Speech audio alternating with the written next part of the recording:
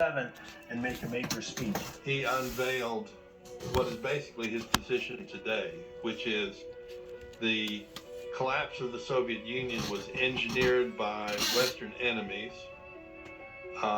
who went back on their promises to not enlarge NATO, and it's time to get some revenge. That rattled the entire diplomatic and military community in the West, because what he basically said is that Russia refuses to live by the laws that the West has adopted and is trying to enforce in Russia's view on the rest of the world. 2008 marked the end of Putin's second term according to the Russian constitution. He couldn't run for a third consecutive term, but he wasn't about to give up his power. Russia constitutionally has what political scientists would call a semi-presidential political system, which means there's both an elected president and also a prime minister who is in some sense voted for by the parliament. He got a toady to take his place as president. Dmitry Medvedev, who was a marionette who was placed in the office of the presidency to keep it warm so that Putin could run again. Everyone knew the Kremlin was being run out of the prime minister's office, namely out of Putin's office. Medvedev took office in May 2008. In August of that year, with Putin clearly calling the shots, Russia invaded the Republic of Georgia. Georgia's offense, they had been offered NATO membership. That was a clear sort of challenge to the West, to the United States, and to NATO, that Russia's not going to abide by what you think are the rules of the game anymore. Coming up, the Obama-Clinton reset button. We worked hard to get the right Russian word. You think we got it? You did it wrong. I got it wrong.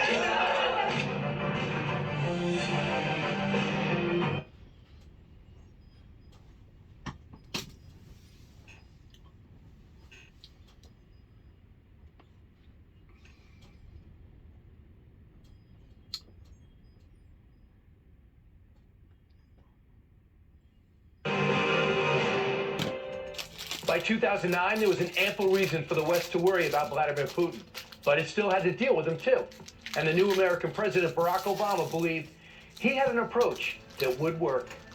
Obama wanted a reset with Putin. Obama wanted to be friends, with Russia. We want to reset our relationship. Remember the mistranslated reset button that Hillary Clinton brought and Sergei Lavrov completely, made a joke out of? We worked hard to get the right Russian word. You think we got it? You did it wrong. I got it wrong. It should be перезагрузка. And this says перегрузка, which means overcharge. Russians don't respect this kind of incompetence, like even in little things, because they think if you can't even translate, a button properly. And this idea that we need to, quote unquote, reset relations with Russia because our relations are so bad. But each time they go bad again. And so part of the issue is not with the United States, but the way Putin sees the world. What happened next was also not a secret. The 2010 military doctrine of Russia has identified the United States and NATO as security threat number one. This laid the groundwork for Putin's next move, his return to the presidency, and his ultimate showdown with the West.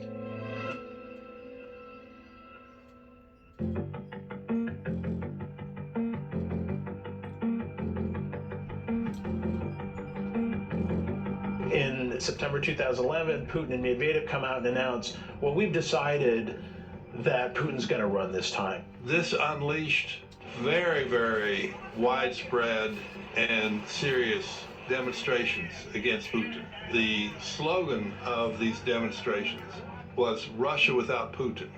Russia without Putin. Putin came very close to being overthrown, and this is something that's not well known. He started cracking down on newspapers. He started designating nonprofits that were affiliated in some way with the United States or NATO as foreign agents. And he understood that the danger to him comes from the streets.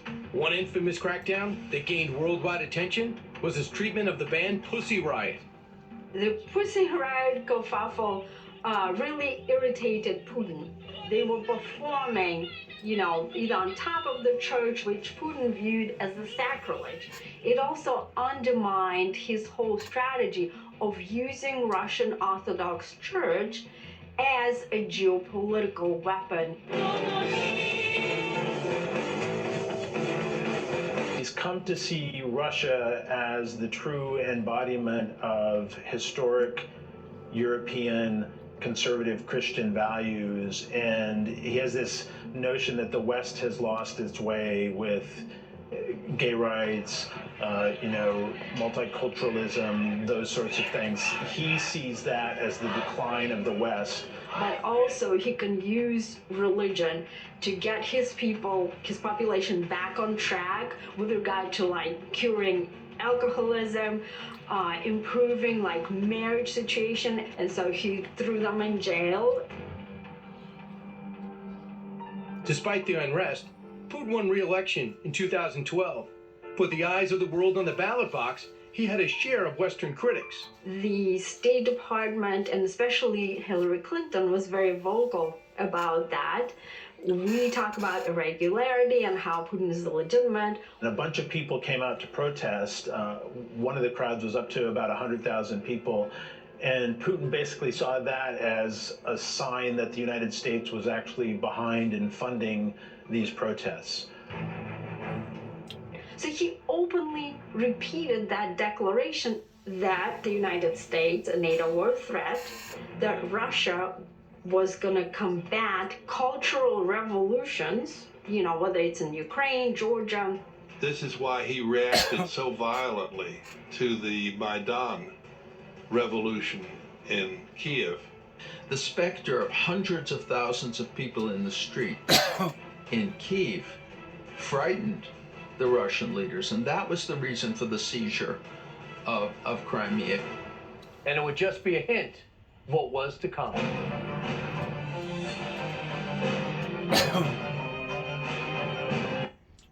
Corruption on top of more corruption, up on top of more corruption. Lies upon lies upon other lies. Well, this isn't really about Crimea. This is about Russia's ability to live and exist in the world. So we have to fight back to preserve our independence and our sovereignty as a country. Putin's invasion of Ukraine came during the Obama administration. Ukraine turned to NATO and the United States for help. And in particular, it was hoping on help from Washington.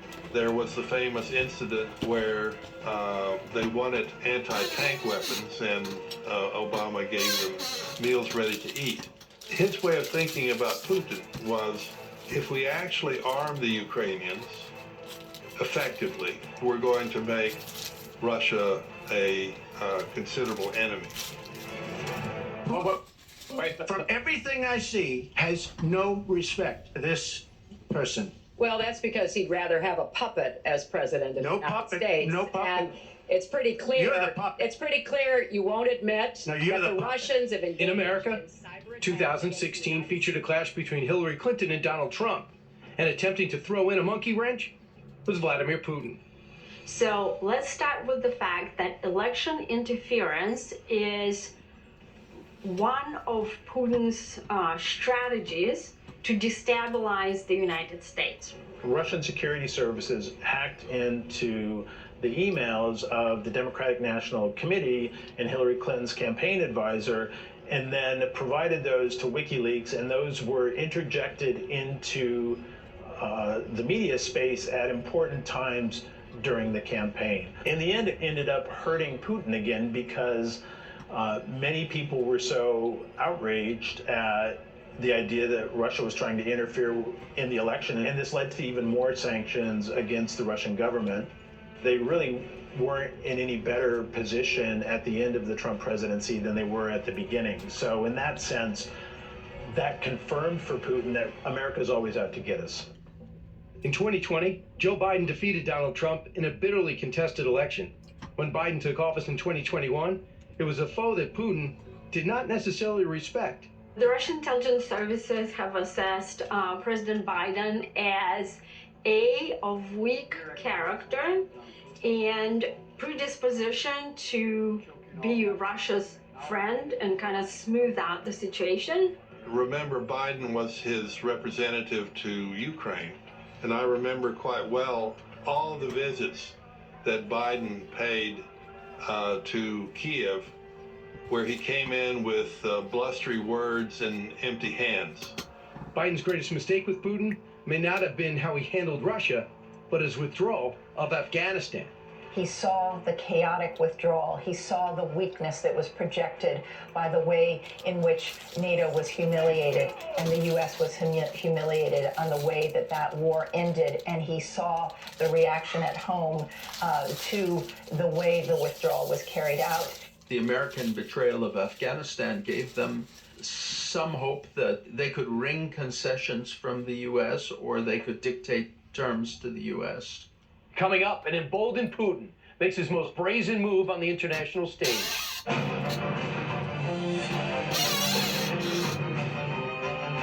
At Fox.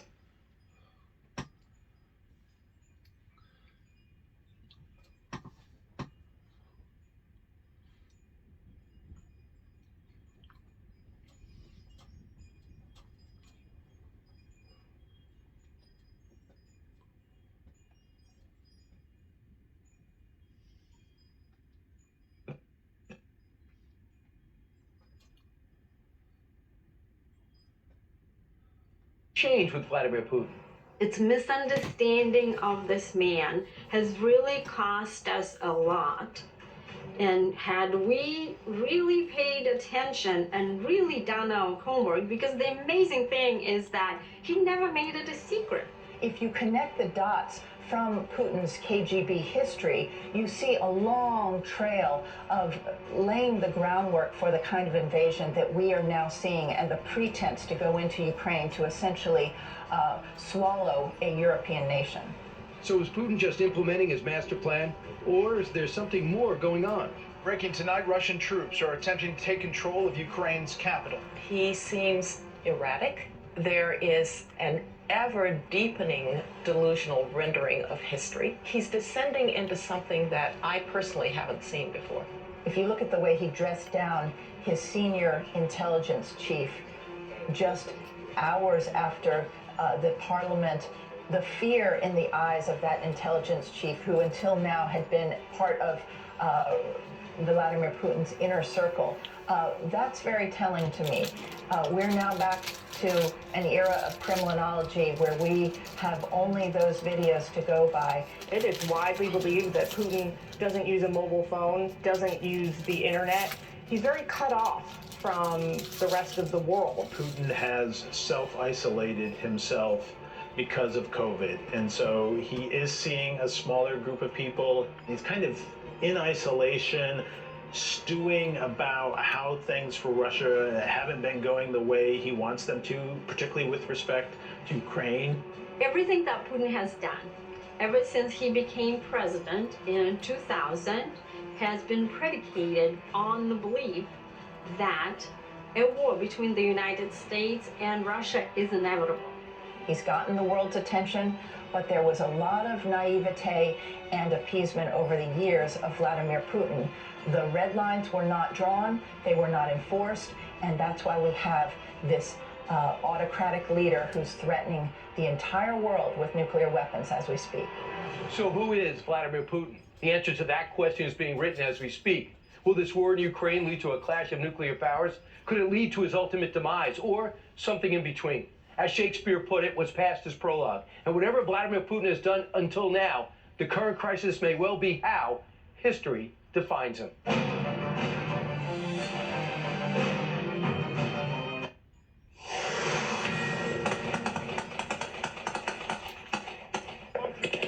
I've never been to war. I've never fight even. But I think I'm ready.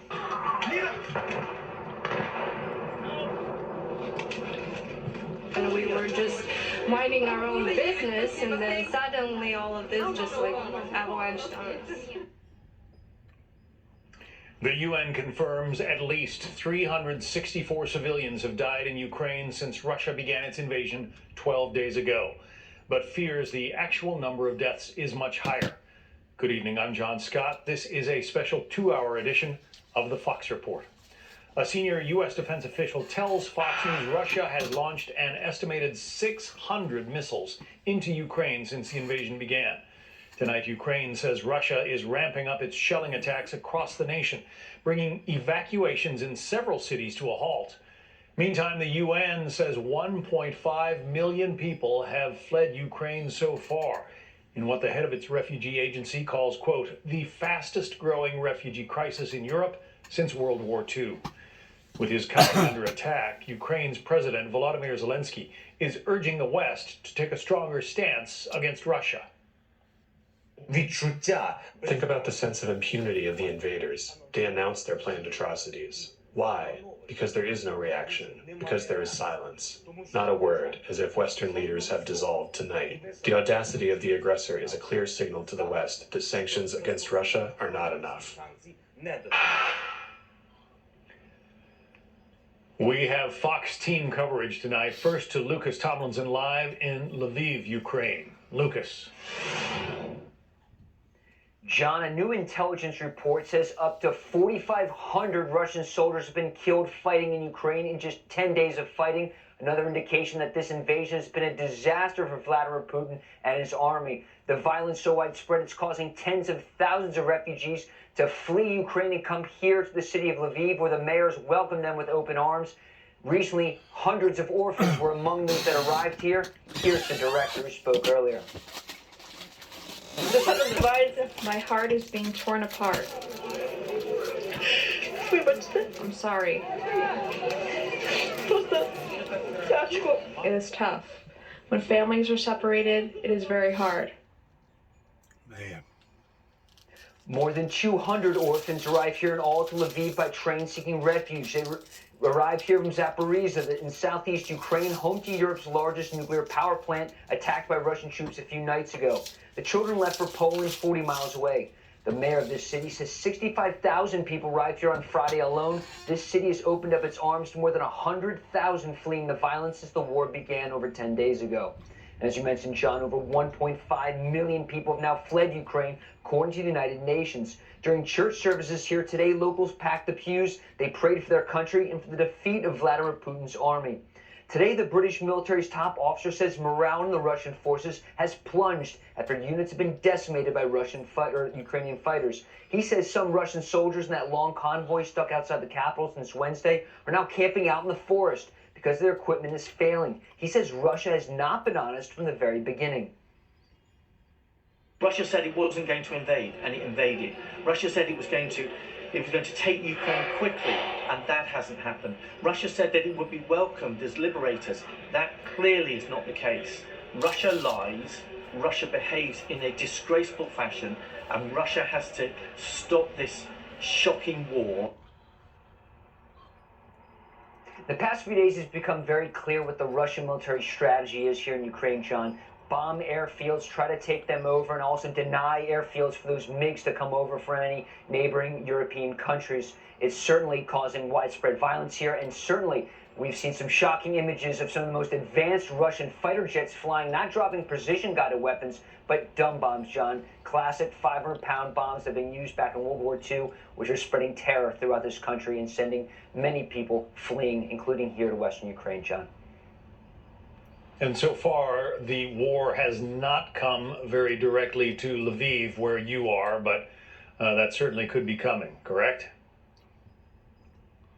That's right, John. Just moments ago, the New York Times says 17,000 anti-tank missiles and other munitions have been flooding into this country. It's the first time we've heard a number that high. Of course, some of those supply lines are coming from Poland and some of the surrounding countries, they're coming here to Western Ukraine. Certainly the Russians want to cut that off.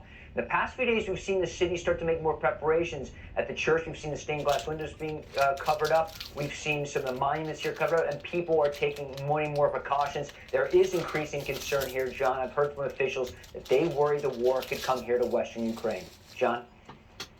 Yeah, and with 17,000 anti-tank and other similar weapons coming into that area, the Ukrainians, well, the Russians are going to have a real fight on their hands. They already have one, but an even better armed Ukrainian force is going to be something terrifying for the Russians to deal with. That's right, John. Remember, in these kind of insurgencies, which this is morphing into, it's not necessarily about winning. It's about not losing and making life hell for the invader. It's really the old Sun Tzu, death by 1,000 cuts, John. Lucas Tomlinson, live in Lviv, Ukraine. Lucas, thanks. Ukrainian officials say several civilians are dead after Russian forces shelled an evacuation route outside of the capital. Benjamin Hall has that story from Kyiv. Russian President Vladimir Putin today said that his campaign in Ukraine was going to plan and that he wouldn't stop until the Ukrainians stopped fighting first. As such, the civilian death toll here continues to rise. In Irpin, a town some 15 miles northwest of the capital, Kyiv, men, women and children trying to escape heavy shelling and armed clashes were forced to take cover when missiles struck nearby. Soldiers and fellow residents helped the elderly hurry out of the town, with frightened people cowering as they waited to be taken to safety. Meanwhile, in Mariupol, efforts to evacuate 200,000 people from the heavily bombarded city fell apart for a second day in a row as Russian forces continued firing around the humanitarian corridors. Buses waited to go in, but the Red Cross said it was simply too dangerous. Most people trapped in the port city are sleeping in bomb shelters to escape more than 6 days in near constant shelling by encircling Russian forces that has cut off food, water, power and heating supplies. It is one of the cities that has been hardest hit. Meanwhile, as Russian tanks continued to push forward on various fronts, Putin demanded Ukraine end the fighting in a phone call with Turkish President Erdogan, who appealed for a ceasefire. Putin told Erdogan he was ready for dialogue with Ukraine and foreign partners, but said any attempt to draw out negotiations would fail. Putin also held almost 2 hours of talks with French President Emmanuel Macron. The big discussion on the international front is whether or not Poland will provide Ukraine with MiG fighter jets. They have been demanding them, and Poland has some to hand over. The only question is whether or not the US will backfill their own supply of jets to allow them to defend themselves. It is an ongoing discussion. Secretary Blinken today seemed to suggest it was being discussed, possibly in the pipeline. In Kyiv, Ukraine, Benjamin Hall, Fox News. Benjamin Hall from Kyiv. Benjamin, thank you. Well, the UN says more than 1.5 million Ukrainians, mostly women and children, now have fled that country. Ukraine's neighbors, including Hungary, Romania, and Slovakia, are welcoming people with open arms. Most refugees, though, are making their way to Poland, with nearly 40,000 crossing the border today alone. Alex Hogan joins us from Poland. She has the latest for us. Alex. This is Korczowa, Poland. What used to be a warehouse is now a makeshift refugee center.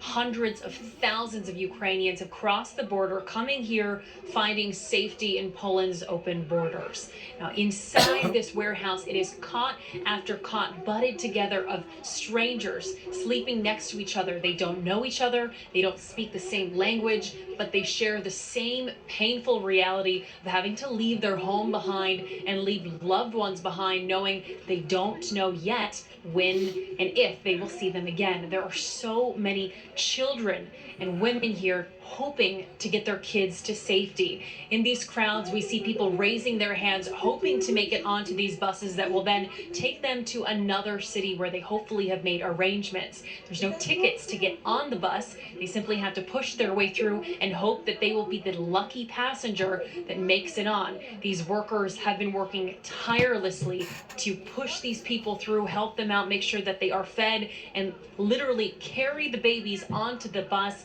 Many of these elderly citizens are too tired to even walk, and they too are being carried and helped up, showing the incredible kindness of some of the people who have come here from all over the world to help these strangers that they also do not know, but helping in any way they can. In Korczowa, Poland, Alex Hogan, Fox News. Alex, thank you. Russian troops are advancing more slowly than they had planned. Now, U.S. Secretary of State Anthony Blinken says NATO countries have the green light to send fighter jets to Ukraine. For more on the status of the fighting and the international countermeasures, we bring in our military and foreign policy panel. Fox News contributor, adjunct fellow at the Manhattan Institute for Policy Research and Pulitzer Prize-winning journalist and author Judy Miller, and former intelligence officer with the Defense Intelligence Agency, Matthew Shoemaker. Matthew, I want to start with you first. Sometimes in the fog of war, wires get crossed and things that are supposed to happen don't happen. But it does appear that Ukraine's request for old Soviet-era fighters that their pilots know how to fly, that has been green-lighted by the United States and NATO. They would be coming in from Poland. How big is that? Well, John, thank you very much for having me on. They're certainly going to be breathing a sigh of relief in Kyiv tonight. It's still unclear exactly how many planes are even available to be transferred from Poland or possibly some other Baltic states into Ukraine, whether or not it's because of their working condition or how many they even have. But with regards to this from a strategic perspective, this should have happened a number of days ago. It's unclear why the White House dragged its feet regarding this. And as you mentioned in your previous report, it allowed the Russians to start to highlight and to attack airfields in preparation for any MiGs that might join into the fight. So it's certainly good news, but at the moment we are still waiting for more information. Yet again, it's just a wait and see moment. Meantime, Judy, one of the most terrifying aspects of this invasion, and there are many, is the fact that the Russians bombarded a couple of Ukraine's nuclear power plants, including the largest one in all of Europe. That's supposed to be a war crime in and of itself. The IAEA says nuclear plants are supposed to be off limits. What are we to make of what the Russians have done here? Well, John, the assumption so far is that what Putin wants to do is to seize control of this plant, which he has done, and perhaps other nuclear plants, so that if the bombing and the horrendous missile fire that is raining down upon Ukrainian cities does not bring them to their knees, as he expects and wants, he might be able to literally freeze Ukrainians out. If you cut off the supply of power to cities, if you make people freeze to death in this weather, that's another way of breaking their morale, of shattering their spirit. So the seizure of this plant is part of Putin's nuclear blackmail. We've seen it again and again, both in his threats, his putting his own forces on alert, his threats to use a nuclear weapon if the war doesn't go his way, and now the seizure of nuclear plants. It's all part of the Putin playbook. We've never seen, however, this particular page of that book before. His nuclear threats, Matthew, it's hard to conceive of a Winston Churchill, for instance, trembling in fear over the kinds of things we've been hearing from Vladimir Putin. All the guy has to do is say, I've got nukes, and the West seems to go, ooh, we better not cross him. How does one deal with a man like this? That's a great question. I think that is trying to thread the needle at this moment. We're trying to understand both from a perspective of how do you deal with someone who might not necessarily be the most rational person, which is another discussion to be had. But at the same time, how do we show our own resolve? And at the moment, it seems that every opportunity when it comes to Mr. Putin's nuclear blackmail, the Western response simply is let's not use nuclear weapons, let's not go there. And there's some value to that for sure, but at the same time, it's also sending the message to the Russians that we might not necessarily be willing to stand up in the face of being bullied. Judy, I know you've spent a lot of time in Ukraine, even recently. Is this the repelling of the Russian force by the Ukrainians, is that a surprise to you in any way? Well, it's not a surprise that the Ukrainians would fight, John. As you and I know, when I was there, I wrote about their determination to maintain their freedom, their independence, their sovereignty. I think everyone, however, has been surprised by the extent to which the Ukrainians are fighting. Just ordinary civilians who are not trained, picking up weapons and going to the front, and then sending women and children, wives and grandmothers and grandfathers to safety while they stay to fight against an overwhelming Russian force, 200,000 Russian soldiers now in the country. And yet you see no weakness there. You see no sign that they're going to surrender. President Zelensky has surprised everyone, including me, with his extraordinary leadership abilities at this very difficult time.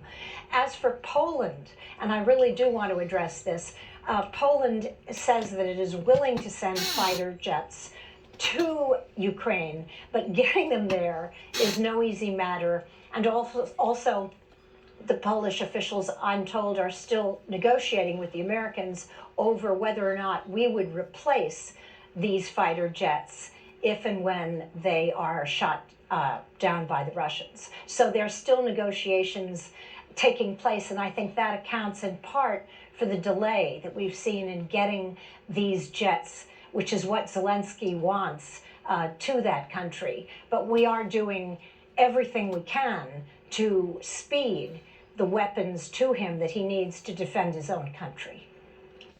I'm going to stop right there. This will be session number 1 here on this particular special newscast coming out of Fox News. You know, the majority of the Americans have never had to be exposed to such type of tyranny of what's going on right now over in that part of the neck of the woods. You keep in mind that they have been exposed to this more than once. And I'm not saying that they're callous to it, but they have more of a sense of readapting whenever it does occur. Even with me being as close to Memphis, Tennessee as I am to an international airport, I pay very, very close attention to various aircrafts that is leaving pertaining to supersonic jets, towards how many, what direction they're going. I keep a strong eye on chemtrails during the day towards what's flying over me. I try to keep my ear to the news towards knowing what's going on. But the people, by and large, over here in America has never had to be exposed to anything like this. I'm going to give you an analogy towards how serious that war is. Growing up, being around a World War II drill sergeant, it was nothing for him to open up and express to us various things at times. You had to catch my father in the right time, because most of the time he did not talk about the occurrences that happened. But occasionally he would. And just to give you an analogy, if, let's say, someone knew about a plan, and this wartime deal is going to be fought completely different because of modern day technology pertaining to internet, pertaining to satellite, etc., etc. But by and large, if you knew that there was going to be, let's say, 500 of your people that was going to be coming down the canal towards going to do a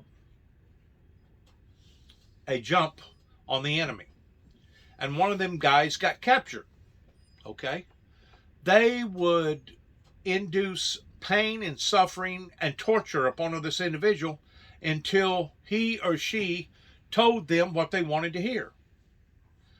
This is where the analogy comes from towards the needs of the many outweigh the needs of the few. And if you are truly a good patron to the people that you believe in and are fighting for, you will be willing to sacrifice your one life for the 500, even at the expense of torture. There's nothing glamorous, there's nothing glorious about war. War is barbaric, it's heathenistic, but once more, the people, especially the church society, did not want to support a ministry pertaining to the Windmill Ministries missions. They did not want to support that ministry, and because of it, I truly believe that these are the things that are now intensifying on a day-to-day level, on an hour-to-hour level, pertaining to what's going on. It is so sad, because all this could have been avoided. All of this could have sat down in talks and diplomacy towards trying to reevaluate various feelings, etc., but instead they wanted to pull the trigger. Instead, they wanted to throw the first punch. Instead, they wanted to draw blood. I had predicted the risation of this, give or take around a month or two before it ever happened. In addition, towards David and I recognized in 2015 that something had to have been going on in regards towards them trying to make a supply trail up in Antarctica towards bringing in various goods on a different route. They was looking for a different route to be able to bring their materials into them. That was a big red flag for David and I. Whenever we saw that, we immediately thought, they're sneaky. They're doing something that isn't right. It was out of character. Sure enough, now in 2022, 7 years later, we're seeing what's unfolding. You know, it's brutal to see men and women try to settle their differences this way. It's unethical. It's not practical. Why would an individual want to do this type of damage? Let's just take the human equation completely out of this and just look at the price of what this is going to cost to rebuild all them buildings, all them roads, all them bridges, all them parks, all them transformers in the nuclear power grids, etc., etc. Just look at the cost alone in the past 10 days that has already occurred.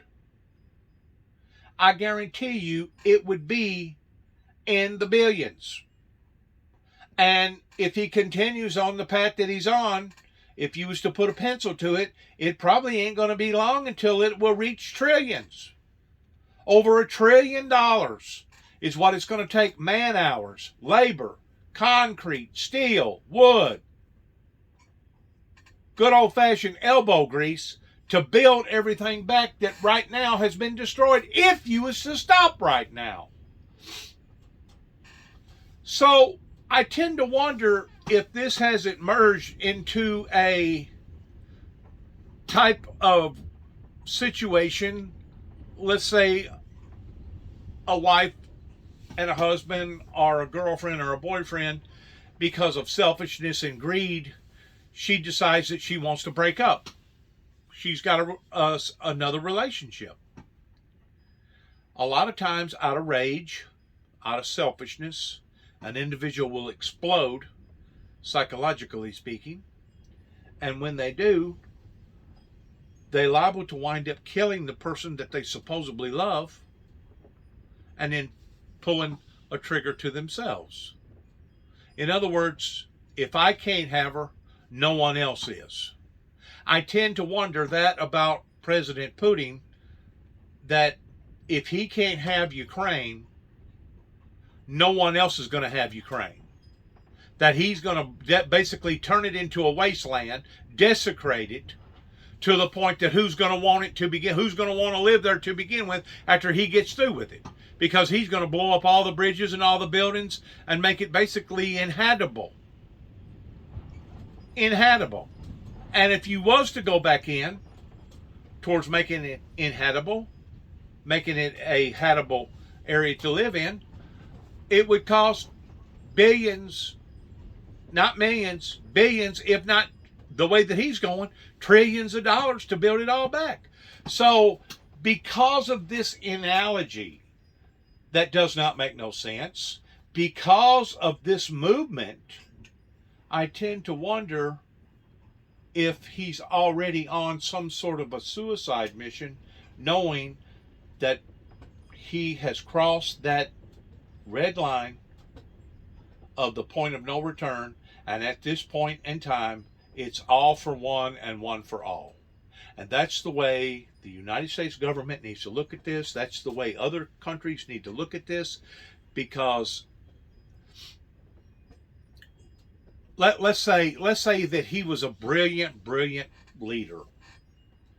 The best way to have desecrated the people to where you could have went in and taken over all their restaurants and all their buildings and just basically taken over would have been for him to kill everybody. How could he have killed everybody? He could have poisoned them. He could have gassed them.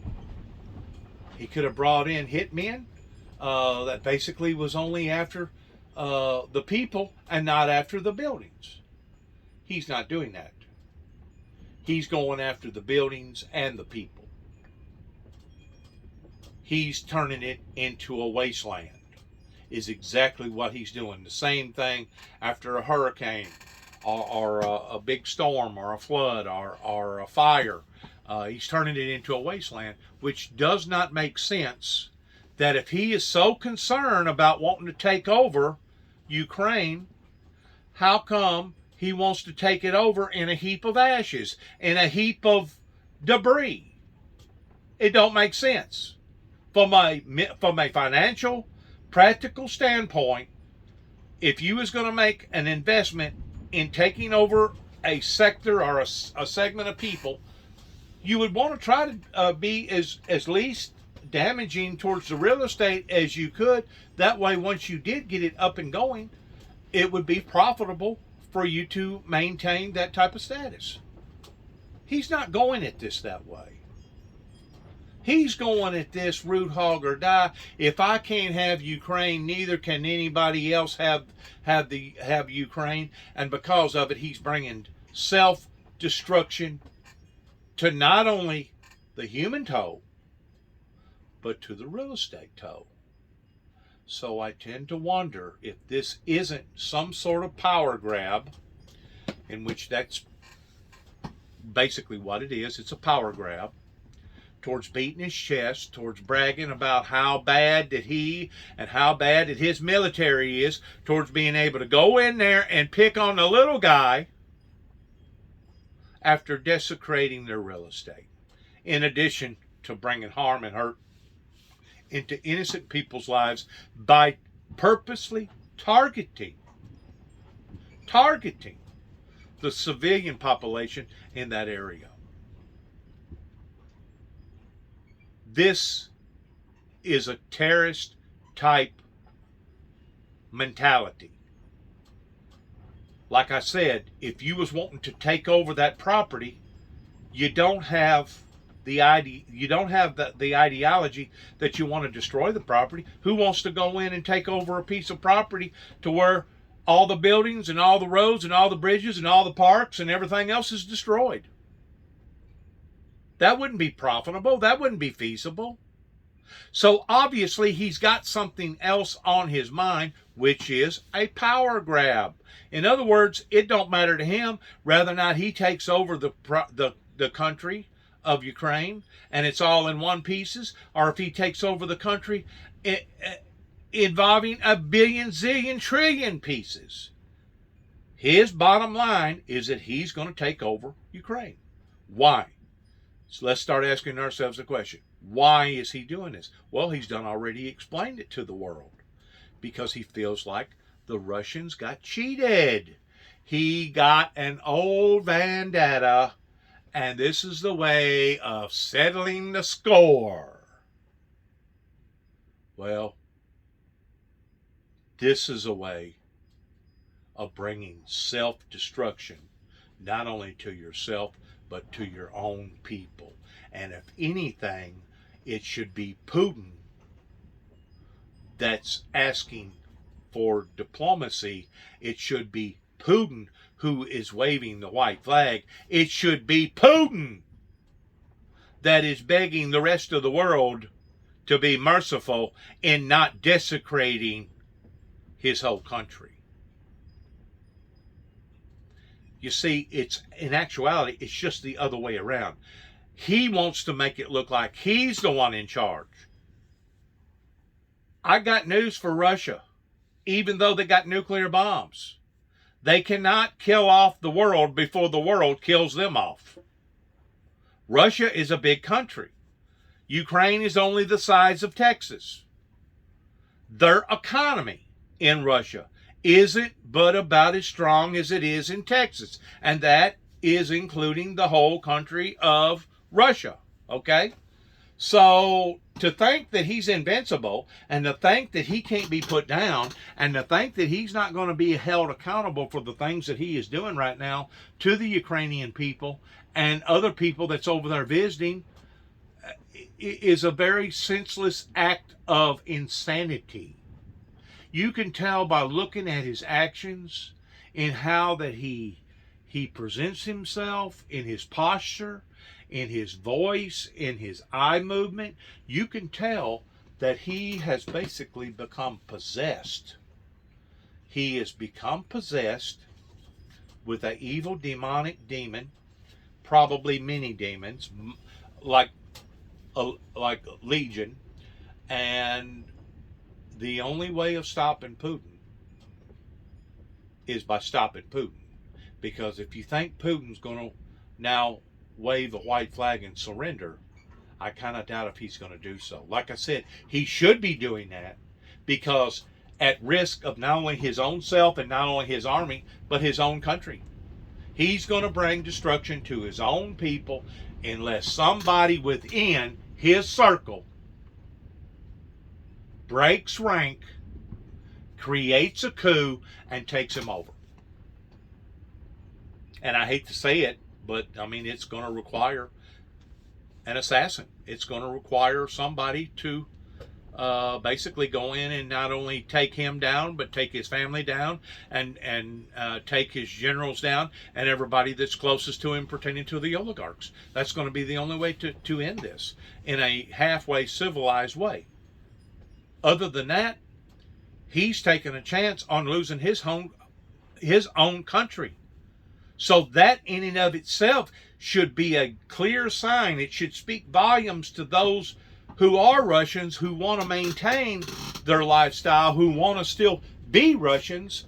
That should spell out very, very clearly how this lunatic is on a raging move, even at the expense of bringing destruction to the whole country. And that's exactly where he's heading if he does not get taken out of the equation. Once more, this will be segment 1. Want to thank you for listening. Good luck to each and every one of us. God bless you. God bless America, and God bless America's endeavors towards where to go, what to do, and when to do it, pertaining to this risation of this evil entity that obviously is on some sort of a ego trip, a power trip. Thanks again. Shalom.